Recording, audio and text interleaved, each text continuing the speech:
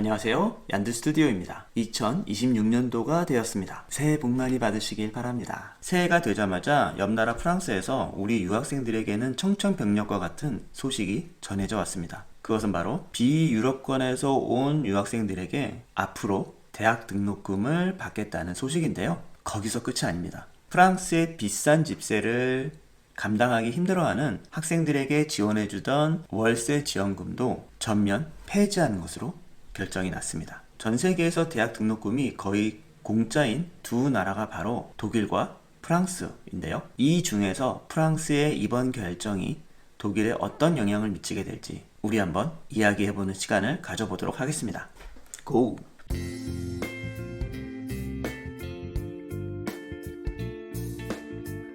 프랑스의 이번 결정은 독일에 살고 있는 저희에게도 큰 충격이었습니다. 그리고 가장 먼저 떠오른 생각은 이러다 독일도? 였습니다. 오랜 시간 생각도 해보고 무엇보다 GPT와 긴 대화를 나눈 끝에 어떤 결론에 도달할 수 있었는데요. 결론부터 말씀드리자면 독일은 프랑스와는 달리 그대로 유지될 가능성이 높다입니다. 물론 이것은 저희의 생각일 뿐이라는 점을 잊으시면 안 됩니다.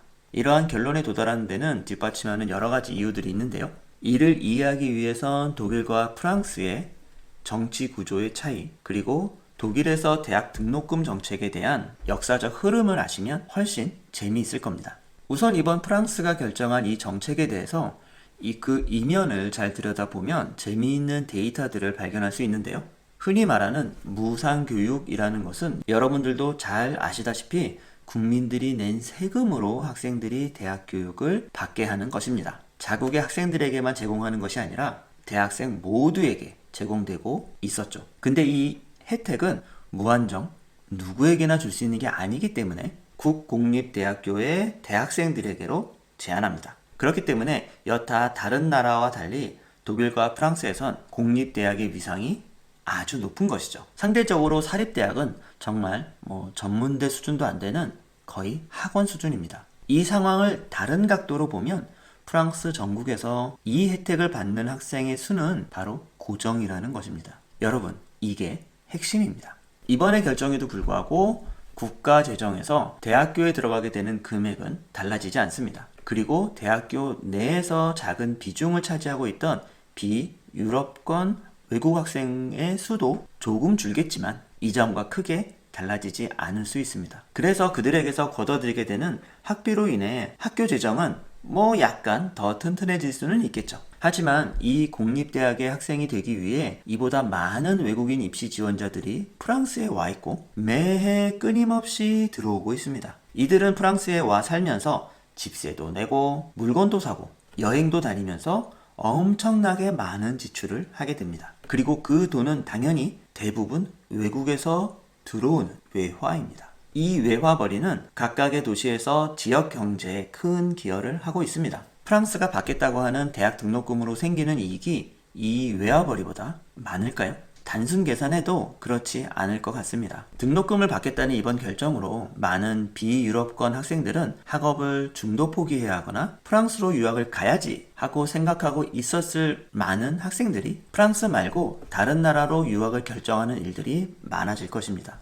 이로 인해 프랑스에서 대학 입학을 준비하는 예비 대학생들의 수는 급격하게 줄 것이고 이는 프랑스의 더 큰 경제적 그리고 국가 이미지의 손실로 이어질 것으로 보입니다.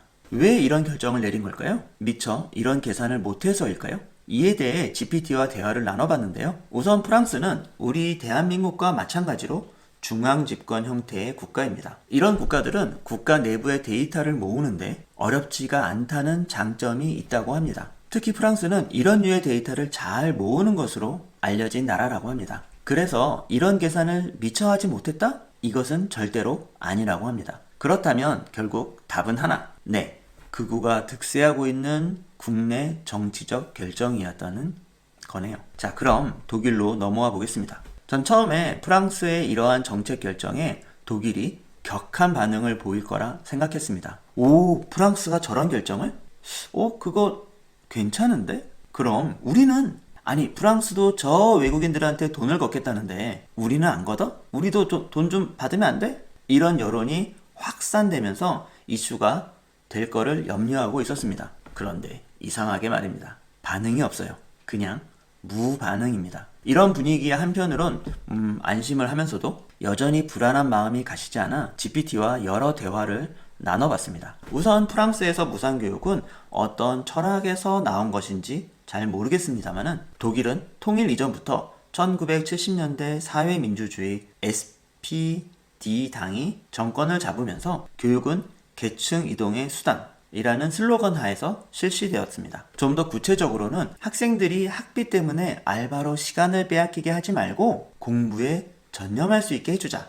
그리고 이것은 어떤 인종, 어떤 국적의 학생이든 똑같이 적용되어야 한다가 기본 토대가 되었습니다. 이 정책은 보수나 진보 양쪽 모두에게서 폭넓은 동의를 가지고 유지되어 오다가 1990년대 초반 즈음부터 과연 이 정책이 유지 가능한가에 대한 의문에서 격한 논쟁이 시작되었다고 합니다. 이러한 논쟁을 10년 넘게 진행해 오다가 2000년대 초반 보수당 CDU의 메르켈이 무상교육 폐지를 내세웠고 이를 통해 수상이 되었습니다. 하지만 이것은 슬로건뿐이었고 실질적으로는 중앙정부가 등록금을 금지하는 것은 헌법상 교육 주권의 침해다라는 결정이 나면서 종결이 된 것이었습니다. 이 말을 쉽게 풀이하면 이런 것입니다. 중앙정부가 등록금에 대해 뭐라 하는 것은 주정부의 권리에 대한 침해니까 각 주가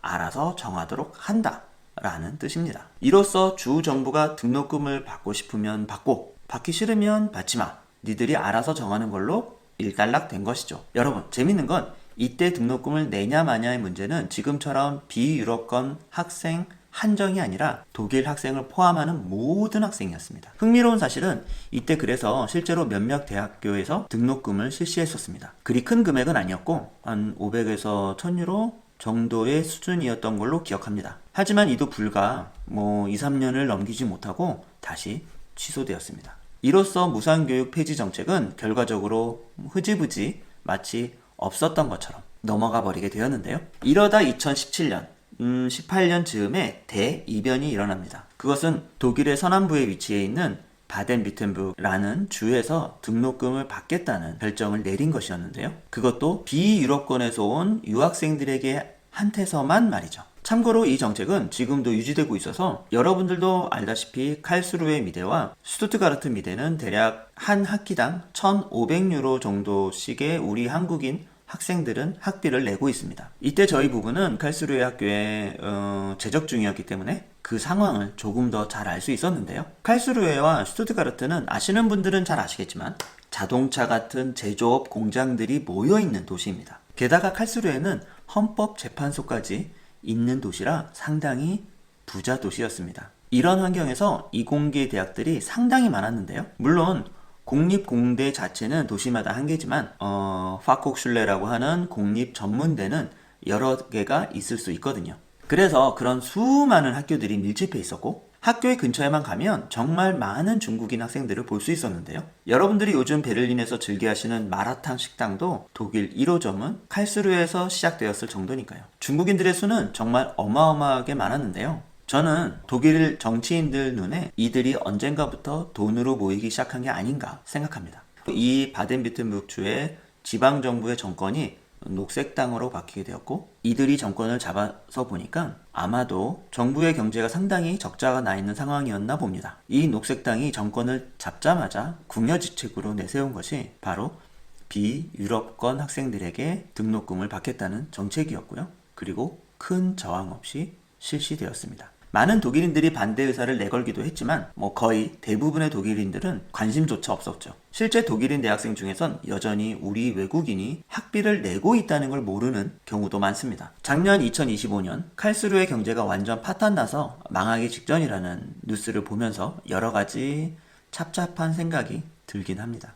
여러분, 적어도 이 정책이 그나마 성공하려면 모든 주가 일제히 실시해야만 합니다. 이렇게 한두 군데의 주에서만 실시해선 외국인 유학생들이 그 주로 안 가면 그만이니까요. 그렇기 때문에 이 정책의 성공의 필수 조건은 전국적 실시여야 하는데 이게 독일에선 사실상 현실적으로 당장은 불가능합니다. 그 이유는 앞서서 말한 2000년대 초반의 독일의 헌법재판소에서 내린 결정 때문입니다. 거대한 정책 변화 없이 주 정부는 언제든 맘대로 원하면 공립대학 등록금을 받겠다고 하면 받을 수 있습니다. 하지만 누가 하려고 할까요? 우리 주에서 받겠다고 하면 다른 주로 학생들이 몰려갈 게 뻔한 상황에서 말이죠. 그러니 다 같이 시행하거나 아니면 다 같이 가만히 있거나 둘 중에 하나입니다. 게다가 지금의 독일은 프랑스의 이 결정을 오히려 기회로 보고 있을 가능성이 있습니다. 프랑스로 유학을 생각하고 있던 많은 비유럽권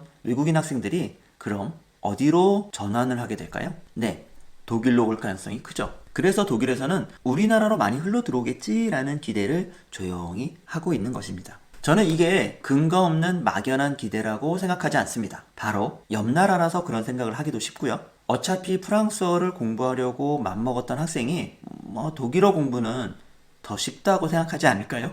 제 생각에는 미래에는 독일로 들어오는 한국인 포함 비유럽권 외국인의 수는 더 많아질 거라고 봅니다. 이는 곧바로 우리처럼 독일 미대 입시에 도전하려는 외국인 경쟁자가 몇 년 뒤엔 훨씬 더 많아질 수도 있다는 것이네요. 그 전에 여러분 빨리 독일 미대에 입학해서 무상으로 독일의 질 높은 대학 교육을 누릴 수 있게 되길 바랍니다.